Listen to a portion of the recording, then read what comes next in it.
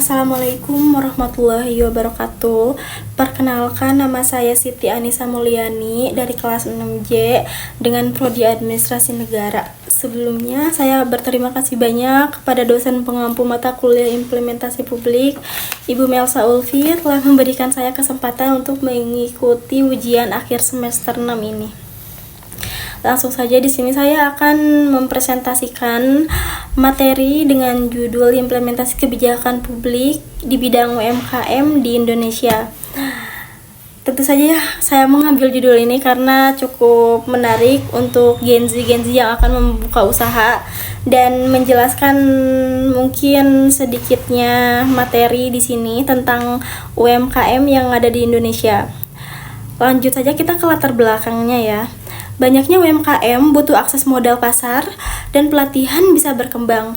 Itu tujuannya untuk mendorong UMKM jadi penggerak ekonomi dan penyerapan tenaga kerja. Banyaknya UMKM butuh akses modal pasar. Itu jelas banget guys, karena pemerintah itu mempermudah para pelaku UMKM untuk mengembangkan usahanya melalui mungkin ada dana bantuan dari pemerintah, entah itu BLT ataupun pinjaman KUR, kredit usaha rakyat, ataupun BPUM, bantuan produktif usaha mikro. Itu pemerintah menyalurkan untuk pelaku UMKM dengan tujuan untuk mendorong dan berkembang menjalankan usahanya. Dan selanjutnya ada aktor utama, pemerintah dan pusat daerah, dinas koperasi dan UMKM, lembaga keuangan, bank penyalur, KUR atau yang tadi disebut kredit usaha rakyat, dan ada BPUM, bantuan produktif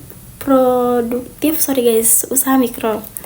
Dan ada pemasaran branding. Pemasaran branding itu sangat dipentingkan ya di zaman sekarang, karena pemasaran branding itu seperti kita memasarkan produk, entah itu lewat langsung seperti seperti Honda yang ngasih formulir di pinggir jalan itu, ataupun mungkin sekarang lebih menarik untuk memasarkannya di media sosial seperti di TikTok, Instagram, Shopee, Tokopedia atau marketplace lainnya. Itu memudahkan para UMKM untuk mengembangkan usahanya dengan cepat dan mudah sih menurut aku. Di zaman sekarang itu digitalisasi, karena itu sangat penting untuk menjalankan usaha.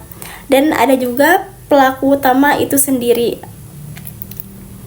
Terus di sini ada pendekatan model implementasi. Umumnya top down, misalnya melalui Perda, program BPUM, KUR, BLT, UMKM, fasilitas pameran, hingga pelatihan digital. Pelatihan digital itu kita bisa mempelajari dan mencari tahu dengan rinci sekarang di TikTok tanpa harus mengikuti private class yang berbayar. Kita bisa mencari tahu di media sosial sekarang, ada di Instagram atau kita ada di TikTok juga, cari-cari itu ada untuk menambah ilmu, atau kita akan nantinya berniat untuk membuka usaha menjadi salah satu pelaku UMKM. Itu keren guys. Selanjutnya ada faktor keberhasilan dan kegagalan. Keberhasilannya di sini ada insentif, kemudahan izin target, bantuan jelas, monitoring insentif.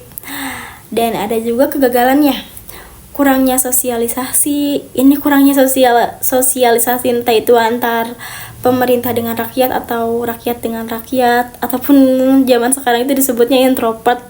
Karena kurangnya sosialisasi itu sangat berpengaruh, sangat menghambat untuk pelaku UMKM. Jadi kita harus ekstrovert ya. Terus ada penerima belum akurat, seperti kita mengajukan pinjaman di bank, misalnya di BRI kita mengajukan pinjaman modal UMKM, dan itu tidak sembarangan pelaku UMKM bisa mendapatkan itu, dan tentu saja di situ ada syarat dan ketentuan. Itu tidak mudah karena mungkin datanya entah itu belum akurat atau belum di-ACC, karena kita harus meyakinkan juga ya guys ya, butuh data dan fakta mungkin sebelum mengajukan pinjaman ke entah itu dana KUR ataupun di bank-bank tertentu yang menyediakan pinjaman untuk UMKM.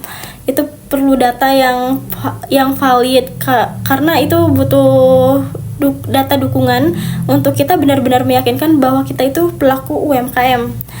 Selanjutnya ada minim SDM, kurangnya teknologi dan pemasaran digital. Seperti yang tadi saya jelaskan, pemasaran digital itu penting di zaman sekarang. Sekarang banyak sekali penjual-penjualan di pasar itu pada live TikTok kan.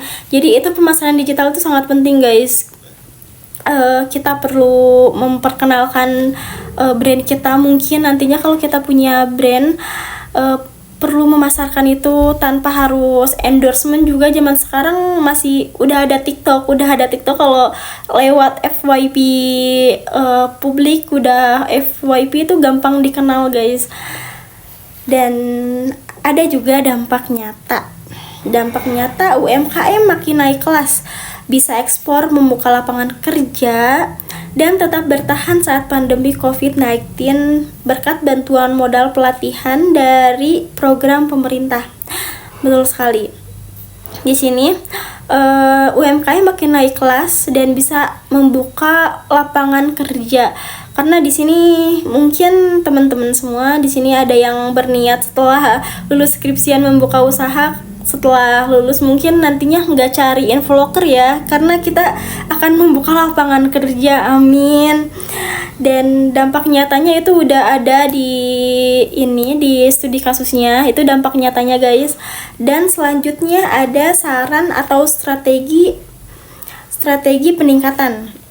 Ini di sini ada 4 poin. Yang pertama, digitalisasi proses, pendaftaran pelatihan daring atau dalam jaringan, kolaborasi lintas sektor swasta, pengawasan, evaluasi rutin, insentif riset, dan inovasi produk lokal. Itu sasaran strategi peningkatannya. Dan terakhir ada kesimpulan. BPUM dari kebijakan serupa terbukti membantu UMKM bertahan dan berkembang di masa krisis. Tapi perlu digitalisasi, pendampingan, serta pengawasan berkelanjutan agar hasil lebih tepat sasaran dan berdaya saing. Betul saja, guys. Usaha itu pasti ada saingan ya. Jadi kita harus kuat untuk bersaing dan bertahan di berdaya saing.